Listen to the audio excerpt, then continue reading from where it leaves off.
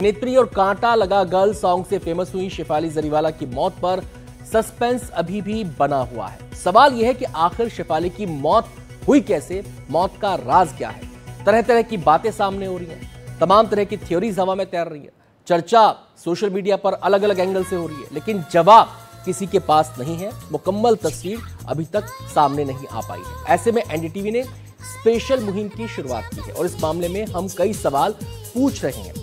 अब सवाल यह है कि क्या दवाओं से गई शेफाली की जान? सवाल यह भी है, क्या जवान दिखने का खेल हार्ट फेल का कारण तो नहीं रहा?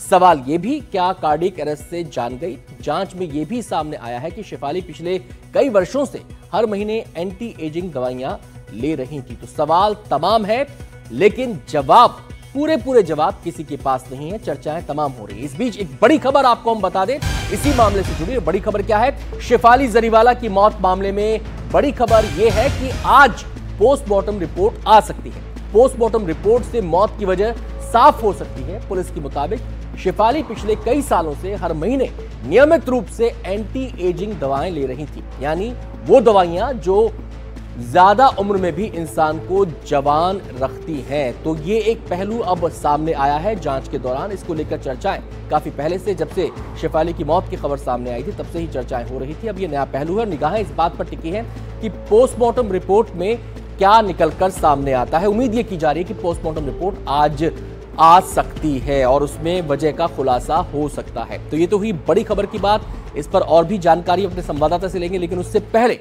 कुछ एक पहलू हैं जिनके बारे में हम ग्राफिक्स के जरिए आपको जानकारी देने जा रहे हैं। जो जांच में बात सामने आई है वो है एंटी एजिंग का जो ट्रीटमेंट है उसको वो ले रही थी। सवाल यह है कि आखिर एंटी एजिंग होता क्या है?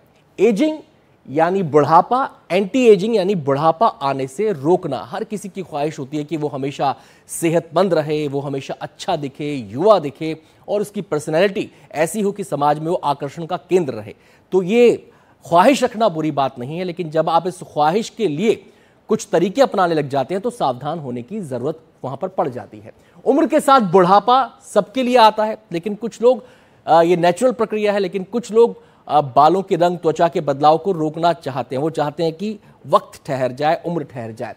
कुछ लोग बालों के रंग, त्वचा के बदलाव को रोकना चाहते हैं, उम्र को मात देने की कोशिश में तरह तरह के प्रयोग करते हैं और ये प्रयोग कई बार भारी पड़ जाते हैं। इसलिए हम बार बार कह रहे हैं कि सावधान रहने की जरूरत है।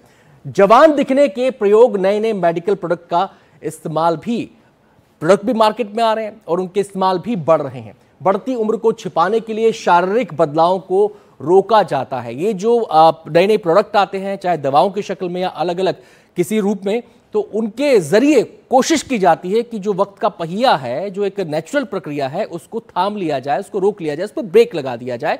लेकिन ऐसा हो नहीं पाता अक्सर और ये प्रयोग कई बार खतरनाक साबित हो जाते हैं। अब सवाल ये आएगा आपके जहन में कि एंटी एजिंग की जो पूरे प्रयोग हैं, इसको लेकर तमाम तरह के लोगों के मन में सवाल है कि आखिर ये प्रयोग होते क्या क्या हैं। अब चलिए हम आपको इसके बारे में भी बताते हैं। अब ये कैसे कैसे किया जाता है, यानी कौन कौन से ट्रीटमेंट अप्लाई किए जाते हैं। पहला है केमिकल फिलिंग, उसके बाद कॉस्मेटिक सर्जरी होगा, उसके बाद फूड सप्लीमेंट्स हैं, कई तरह की दवाएं हैं, स्किन केयर प्रोडक्ट हैं, जेल है, क्रीम है, क्लिंजर है। तो बहुत सारा इसके अंदर प्रोडक्ट शामिल होते हैं। अलग अलग तरीकों से लोग इसको रोकने की प्रक्रिया करते हैं। इसके लिए स्पेशलिस्ट की सलाह लेते हैं, वो उन्हें कुछ दवाइयां सजेस्ट करते हैं। लेकिन ये भी इसमें देखा जाता है कि किसी व्यक्ति की स्किन का टोन कैसा है, किसी व्यक्ति की स्किन का ट्रीटमेंट कैसे करना है, तो व्यक्ति टू व्यक्ति यानी पर्सन टू पर्सन ये वैरी करता है। ये एक अलग मसला है। अब इस बीच इन तमाम पहलुओं पर हम चर्चा करने के लिए हमारे साथ खास मेहमान जुड़ गई हैं भावना अरोड़ा जी, जो कि लाइफस्टाइल पर लिखती हैं और ऐसे मसलों पर काफी पैनी नजरिए रखती हैं। भावना जी, बहुत बहुत स्वागत है आपका। लेकिन उससे पहले हम रुख करेंगे, हमारी संवाददाता सुजाता हमारे साथ जुड़ गई हैं, क्योंकि कार्यक्रम की शुरुआत में हमने एक ब्रेकिंग न्यूज दिखाई थी और वो ये कि आज पोस्टमार्टम रिपोर्ट आ सकती है। तो सुजाता, सबसे पहले तो पीएम रिपोर्ट को लेकर ही अपडेट दे दें। आने की संभावना आज है, कितने बजे तक आ सकती है, ये इनिशियल रिपोर्ट होगी क्या? जी देखिए, पोस्टमार्टम की प्रक्रिया जो है वो कल ही पूरी हो चुकी थी और उसके कुछ ही घंटे बाद मुंबई पुलिस और साथ ही परिवार को एक पोस्टमार्टम रिपोर्ट सौंपी जा चुकी है। हालांकि मुंबई पुलिस ने इस रिपोर्ट को अपने पास अभी फिलहाल जो है रिजर्व कर रखा है और कुछ ही समय बाद इसके डिटेल्स जो हैं वो हमें पता लग सकते हैं। लेकिन इसी के बीच जो सूत्र हमें ये भी बताते हैं कि कुछ ऐसे एंटी एजिंग सप्लीमेंट्स जो है शेफाली ने ठीक एक दिन पहले भी लिया था और उस दिन उनका उपवास था, तो कहीं ना कहीं उसके साइड इफेक्ट्स के चलते जो है उनकी तबीयत इतनी ज़्यादा बिगड़ चुकी थी। लेकिन अब जब पोस्टमार्टम का रिपोर्ट सामने आएगा उसमें ये पूरी बात जो है खुलकर सामने आएगी। जी जी सुजाता, एक सवाल मेरा और है आपसे, वो ये कि पुलिस के पास रिपोर्ट आ चुकी है, इस रिपोर्ट में डिटेल्ड वर्जन है ये रिपोर्ट का, क्योंकि पोस्टमार्टम रिपोर्ट के बारे में दो चीजें आती हैं, एक तो इनिशियल रिपोर्ट पहले जारी कर दी जाती है, डिटेल्ड वर्जन सामने आता है। क्या अभी इनिशियल रिपोर्ट ही आई है और डिटेल वर्जन बाद में आएगा? देखिए, जाहिर सी बात है कि जब भी पोस्टमार्टम होता है तो सबसे पहले इनिशियल रिपोर्ट जिसमें महज जो मेन कोज ऑफ डेथ है वो बता दिया जाता है और इसके बाद एक डिटेल रिपोर्ट जो है वो भी दी जाती है। लेकिन शेफाली के मामले में बताया जा रहा है, सूत्रों के हवाले से खबर आ रही है कि दोनों रिपोर्ट जो है वो पुलिस को सौंपी जा चुकी है और इन्वेस्टिगेशन उस दिशा में शुरू की जा चुकी है। हालांकि कल जब पोस्टमार्टम हुआ तो उसकी वीडियो रिकॉर्डिंग भी की गई और मैं आता हूं सुजाता आपके पास। आपने बड़ी अहम बात बोली है, सूत्रों के हवाले से इस खबर को सुजाता ने लाइव ब्रेक किया है। मैं अपनी टीम से कहूंगा कि इस खबर को चलाएं। सूत्रों के हवाले से यह खबर सुजाता ने दी है कि जो पोस्टमार्टम की इनिशियल रिपोर्ट है, यानी कि प्रारंभिक रिपोर्ट है और डिटेल रिपोर्ट है, वो दोनों ही रिपोर्ट्स पुलिस को सौंपी जा चुकी हैं, लेकिन पुलिस अभी उन्हें फिलहाल पब्लिक नहीं कर रही है, पुलिस के पास वो हैं। ये बड़ा खुलासा, ये बड़ी खबर यहां पर सुजाता ने सूत्रों के हवाले से हमें दी है कि पोस्टमार्टम हो चुका है, पोस्टमार्टम की रिपोर्ट तैयार हो चुकी है और प्रारंभिक रिपोर्ट भी, और जो डिटेल रिपोर्ट है वो पुलिस के पास पहुंच चुकी है। सुजाता, आपके पास हम आएंगे। इस समय हम सीधे भावना जी का यहां पर रुख कर लेते हैं। भावना जी जो कि लाइफस्टाइल पर लिखती हैं और ऐसे विषयों की गहरी समझ रखती हैं। भावना जी, आपसे मेरा सवाल यह है, ये जो एंटी एजिंग का जो फंडा है, ये एक आम आदमी की ख्वाहिश होती है, सबकी होती है, कुछ लोग इसके लिए ट्रीटमेंट लेते हैं, और ये जो ग्लैमर वर्ल्ड है इसमें कितना गहरा है ये? बहुत बहुत शुक्रिया Anand ji. First of all तो मैं बहुत ही शॉक्ड हूँ इस न्यूज़ से, क्योंकि शेफाली जरीवाला क्या सिर्फ 42 इयर्स की थी, मतलब 40 साल में तो लोग जिंदगी जीना शुरू करते हैं। एंड आई फील कि इतनी यंग एज में हार्ट अटैक होना ये बहुत ही अनयूजुअल है। बहुत ये मतलब बात डाइजेस्ट नहीं हो पा रही है, क्योंकि ये बहुत ही अनयूजुअल चीज़ है 42 इयर्स में हार्ट अटैक होना। तो यहाँ तो हम सेलिब्रिटीज़ की बात कर रहे हैं, लेकिन आप देखिए कि अगर हम डेटा उठाएं तो बहुत से youngsters who are between 30 to 40, 30 से 40 साल की उम्र में काफ़ी लोग इस हार्ट अटैक का शिकार बन रहे हैं। तो मुझे लगता है कि जो मेन इनविजिबल डिजीज है, जो कि हमको नजर नहीं आ रही है, वो स्ट्रेस है। तो ये जो स्ट्रेस है इसको हम इतना इग्नोर कर देते हैं, अपनी डेली लाइफस्टाइल में, डेली काम करते हुए, तो हम इसको इग्नोर करते रहते हैं, क्योंकि बहुत सारी और चीजें जो होती हैं वो हमको पूरी करनी होती हैं। एंड स्पेशली ये जो ग्लैमर वर्ल्ड होता है, इसमें तो प्रेशर इतना है कि आप पूछिए ही मत। तो एक तो प्रेशर होता है सोशल मीडिया का। अब कुछ ही महीनों पहले, मतलब मैं तो खुद मैंने इस स्ट्रेस के पहलू को भावना जी क्योंकि हम चीजें बताते चल रहे हैं लगातार और उसको भी एक्सप्लोर कर रहे हैं, सवालों पर भी हम फोकस करेंगे। ये जो स्ट्रेस आपने कहा कि स्ट्रेस एक बड़ा फैक्टर है, उस पर हम आपसे बाद में विस्तार से चर्चा करेंगे, लेकिन इस बीच कुछ अहम जानकारियां जो लगातार सामने आ रही हैं वो हम ग्राफिक्स के जरिए अपने दर्शकों को यहां पर बता देते हैं। और अब उन दवाओं की बात कर लेते हैं कि कौन कौन से दवाइयां जो सामने आ रही है। बात शेफाली ले रही थी, तो हम आपको बताते हैं कि वो जो ट्रीटमेंट की बात है, दवाइयों की बात है, उनमें कौन कौन सी दवाएं ले रही थी। तो यहां पर जो जानकारी मिल रही है, जो चर्चा हो रही है, विटामिन सी। अब विटामिन सी का सेवन वो कर रही थी। विटामिन सी होता क्या है, किस रूप में ये शरीर के लिए महत्वपूर्ण होता है, ये जरा समझ लीजिए। लाल रक्त कोशिकाओं को स्वस्थ बनाए रखने में मदद करता है। अक्सर आपने देखा होगा, और कोविड के टाइम में आपने देखा होगा, विटामिन सी डॉक्टर्स हर जगह प्रिस्क्राइब कर रहे थे कि इसका सेवन कीजिए, इसका सेवन कीजिए, इम्यूनिटी के लिए बेहतर है ये। लेकिन हम यहां पर एक सलाह देने वाले हैं, वो ये कि बिना डॉक्टर के प्रिस्क्रिप्शन के कोई भी दवाई, चाहे वो हेल्थ टॉनिक ही क्यों ना हो, आपको नहीं लेना है। ये हम लगातार अपने दर्शकों को बताते हैं। इसके अलावा एंटी एजिंग इंजेक्शन का भी प्रयोग करने की बात सामने आ रही है। बुढ़ापे के सभी लक्षणों को रोकने के लिए इनका इस्तेमाल किया जाता है। ये तो हुई एंटी एजिंग जो इंजेक्शन की बात हो गई, तो ये पूरा जो उनका ट्रीटमेंट था, जो वो सेवन कर रही थी, जो वो मेडिकल एड ले रही थी, वो उसके बारे में हमने आपको यहाँ पर जानकारी दी है। एक बार फिर से हम भावना जी का यहाँ पर रुख कर लेते हैं और इस बीच हमारे साथ एक और खास मेहमान जुड़ गई हैं जो कि इरा त्रिवेदी हैं, योगा टीचर। इरा जी, बहुत बहुत स्वागत है आपका। आपसे भी हम बातचीत करेंगे। आपने भावना जी, जब हमने बातचीत छोड़ी थी ये ग्राफिक्स दिखाने से पहले, आपने स्ट्रेस का जिक्र किया था। क्या स्ट्रेस हमारी लुक्स पर, हमारी एजिंग की प्रक्रिया पर प्रभाव डालता है? बिल्कुल डालता है। और ये मेरे से अच्छा तो ईरा जी बता पाएंगी। Ira ji is a yoga expert and just look at the glow on her face. मतलब वो योगा कर करके देखिए, उनको किसी सर्जरी की जरूरत नहीं है, किसी चीज की जरूरत नहीं है। And Ira, I am a big fan of yours. I also follow, I have read your books and what you doing is like, you know, चलिए भावना जी, आप खुद चाहती हैं कि इरा जी इस बारे में बताएं कि स्ट्रेस का क्या रोल होता है एजिंग की प्रक्रिया में। इरा जी से ही हम जान लेते हैं। इरा जी, एंटी एजिंग का मसला भी ये शेफाली जरीवाला के केस में कहा जा रहा है कि एंटी एजिंग का ट्रीटमेंट था, वो ये ट्रीटमेंट ले रही थी, तमाम तरह की चर्चाएं हो रही हैं।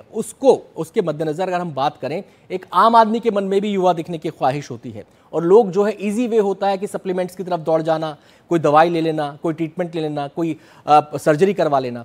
क्या आप इसको सही मानती हैं? Thank you so much firstly Bhavna ji, so nice to meet you virtually.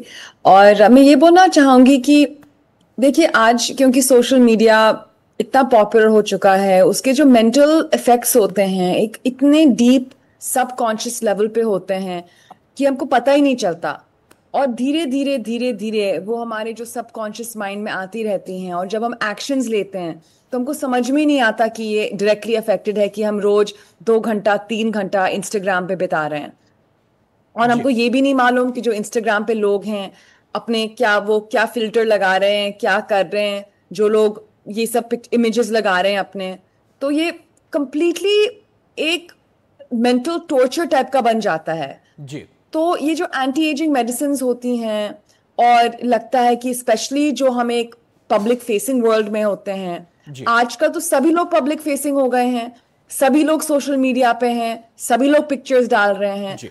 तो ये जो एग्जाम्पल है शेफाली जी का, ये बहुत सैड एग्जाम्पल है, एंड आई होप कि उनकी फैमिली वगैरह सब कुछ ठीक है, but this should be an example कि जैसे सोशल मीडिया हमारे माइंड को पॉइजन उसको नहीं करना चाहिए सबको, स्पेशली जो आज की युवा बड़ी महत्वपूर्ण बात इरा जी आपने बोली है कि सोशल मीडिया भी अपना रोल इन सब ख्वाहिशों में प्ले कर रहा है। लोग दिखना चाहते हैं खूबसूरत, और जो सोशल मीडिया पर तस्वीरें आती हैं, और आपने सही कहा कि तकनीक का इस्तेमाल उसमें कितना है, लोग इसके पीछे नहीं जाते, वो जो स्क्रीन पे दिख रहा है लोग उसके पीछे भागने लग जाते हैं। इस पहलू पर भी हम बातचीत करेंगे, और साथ ही साथ हम ये भी जानने की कोशिश करेंगे कि कुदरत ने एक जो प्राकृतिक प्रक्रिया दी है खुद को तरोताजा रखने की, वो भी राजी से हम जानेंगे कि उसके जरिए भी आप खुद को मेंटेन रख सकते हैं। लेकिन उससे पहले कुछ अहम जानकारियां इस पूरे घटनाक्रम को लेकर हैं, वो हम आपको ग्राफिक्स के जरिए समझा देते हैं। अब वो पॉइंट नंबर 1 क्या है? पॉइंट नंबर 1 ये है कि शेफाली पिछले 7-8 साल से नियमित तौर पर एंटी एजिंग दवाओं का सेवन कर रही थी। जांच में यह बात सामने आई है। इन दवाओं की सलाह सालों पहले उन्हें एक डॉक्टर ने दी थी। इसके बाद से वो हर महीने एंटी एजिंग ट्रीटमेंट लेती आ रही थी। 27 जून को शेफाली के घर पूजा थी, और पूजा के दौरान भी उन्होंने खाली पेट दोपहर में एंटी एजिंग दवा का इंजेक्शन लिया था। महत्वपूर्ण बात है ये। इसके बाद रात करीब 10 से 11 बजे के बीच शेफाली की तबीयत अचानक बिगड़ी, शरीर कांपने लगा और वो बेहोश होकर गिर गई।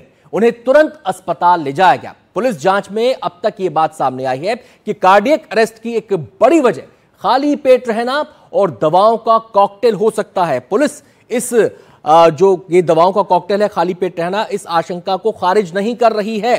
फॉरेंसिक टीम ने घर से कई प्रकार की दवाएं जब्त की हैं, जिनमें anti ageing oils, vitamin supplements और गैस्ट्रिक से जुड़ी गोलियां शामिल हैं। यानी कि पूरा एक भरा पूरा मेडिकल ट्रीटमेंट वो ले रही थी। अब तक पुलिस ने इस मामले में 8 लोगों के बयान दर्ज किए हैं, जिनमें परिवार के सदस्य, घरेलू नौकर, बेलेव्यू अस्पताल के डॉक्टर शामिल हैं। पोस्टमार्टम रिपोर्ट आ चुकी है और पुलिस के पास मौजूद है और पुलिस के पास ये रिपोर्ट जब इसको सार्वजनिक किया जाएगा, जब इसकी डिटेल्स सामने आएंगी तो तस्वीर और साफ हो पाएगी। सीधे हम रुक करेंगे, हमारे संवाददाता अभिषेक अवस्थी भी हमारे साथ जुड़ गए हैं और जानकारी देने के लिए। अभिषेक, सुजाता से हम बात कर रहे थे, वो बता रही थी कि पोस्टमार्टम रिपोर्ट पुलिस के पास पहुंच चुकी है। लोगों के जहन में सवाल यह है कि ये सामने कब तक आएगी, इसकी डिटेलिंग कब तक सामने आ पाएगी, क्या जानकारी आपको मिल पा रही है?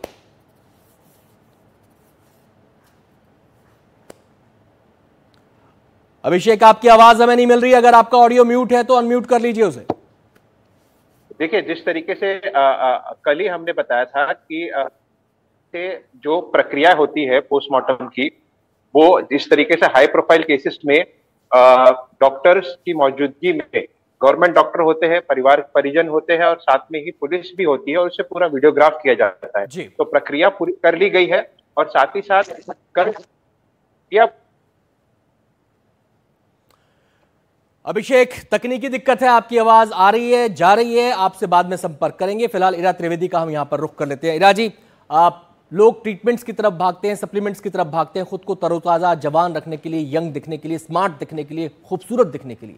मेरा सवाल आपसे यह है कि हमारे सामने भारत में ईश्वर ने योगा के रूप में हमें एक बहुत ही बड़ी नियामत बख्शी है।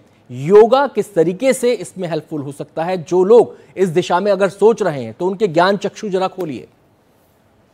बहुत ही ज्यादा जो ग्लोइंग स्किन होती है, जो हमारी बालों की हेल्थ होती है, योग इसमें बहुत ही ज्यादा पॉजिटिव रिजल्ट दे सकता है, क्योंकि योग जो है वो स्पेसिफिकली डिजाइंड है आपके हार्मोनल हेल्थ के ऊपर काम करता है। ये फॉर एग्जाम्पल आप सोचिए, अगर एक डॉक्टर है वो एक जीपी है, और अगर आप स्पेशलिस्ट के साथ जाते हैं, जैसे एक न्यूरो सर्जन हो, तो योग वो न्यूरो सर्जन है, वो एक वेरी स्पेसिफिकली आपके स्किन और हेयर हेल्थ पे काम करेगा, क्योंकि योग के जो आसन होते हैं एक डायरेक्ट इम्पैक्ट होता है हमारे हार्मोनल सिस्टम पे, हमारे एंडोक्राइन सिस्टम पे।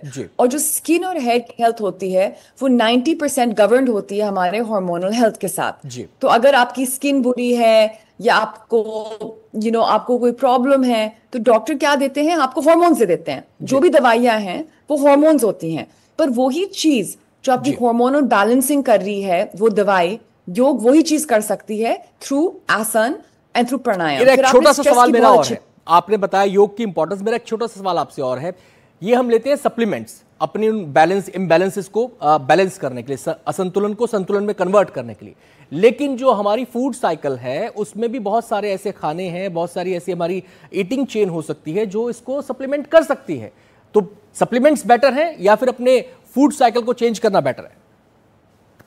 देखिए, मैं बोलूंगी कभी कभी सप्लीमेंट्स की जरूरत होती है। फॉर एग्जाम्पल विटामिन डी और विटामिन B12, क्योंकि फॉर एग्जाम्पल मैं वेजिटेरियन हूँ और इसमें बहुत वेजिटेरियन डाइट का भी इंपॉर्टेंस है। जो नॉन वेज डाइट होता है, वो जो मीट होता है, उसमें टॉक्सिसिटी काफी रहती है। तो जो काफी सारी वुमेन आती हैं जिनको PCOD होती है, जिनकी स्किन खराब होती है, नंबर 1 चीज मैं बोलती हूँ, आप नॉनवेज थोड़े समय के लिए बंद करिए, क्योंकि आपको नॉनवेज कैसे मिल रहा है हमको मालूम नहीं है। फूड में बहुत टॉक्सिसिटी हो सकती है। और वेजिटेरियन जो है वो vitamin D, meaning vitamin D deficiency तो इतनी लार्ज परसेंटेज की पॉपुलेशन के है, सब almost every second person has vitamin D deficiency, क्योंकि हम धूप में इतना बाहर जाते नहीं है।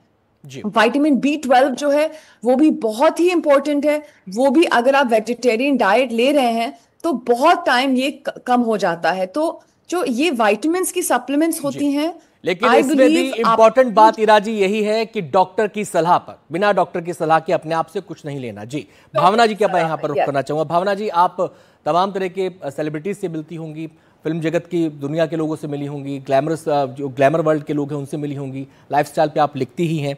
ये जो चाह है, क्या आपको लगता है कि एक वर्ग विशेष तक सीमित हो गई है, या फिर सोशल मीडिया जिसका जिक्र इरा ने किया था उसने एट लार्ज इसको अपने दायरे में सबको उसने ले लिया है? देखिए, एक तो ये जो बॉडी इनसिक्योरिटी है वो इतनी ज्यादा हो गई है सोशल मीडिया की वजह से, और मैं इसकी वजह भी बताती हूँ। देखिए, हमारे पास सोशल मीडिया तो आ गया है, हम अपनी फोटोज डाल देते हैं। अब उस फोटोज पे जो कमेंट्स आते हैं, उस फोटोज के ऊपर जो लोग उसमें बात करते हैं, you know they body shame women. तो ये सब जो चीजें हमको ये तो सिखा दिया गया कि फोटो डालनी है, लेकिन उस कमेंट्स को आपने रिस्पॉन्ड कैसे करना है या फिर एक्सेप्ट कैसे करना है, ये बहुत ही महत्वपूर्ण चीज है, जो कि बहुत भावना जी, समय की कमी है, माफी के साथ आपको रुकना चाहूंगा, लेकिन बहुत बहुत शुक्रिया आपका हमारे साथ इस चर्चा में जुड़ने के लिए। इरा जी, आपका भी बहुत बहुत शुक्रिया इस चर्चा में जुड़ने के लिए। तो जो लोग अपने को यंग दिखाना चाहते हैं, अपने को फिट दिखाना चाहते हैं और एंटी एजिंग की दिशा में अगर बढ़ रहे हैं, तो उनको ये समझ लेना चाहिए कि डगर बहुत मुश्किल है और सावधानी से इस दिशा में आगे बढ़ना चाहिए, और इसके पीछे इतनी अंधी दौड़ नहीं लगानी चाहिए कि आपको इसकी हानि हो जाए, आपके लिए हानिकारक साबित हो जाए। बाकायदा इसके लिए आपको फूंक फूंक कर कदम रखना होगा एक्सपर्ट्स की सलाह के साथ।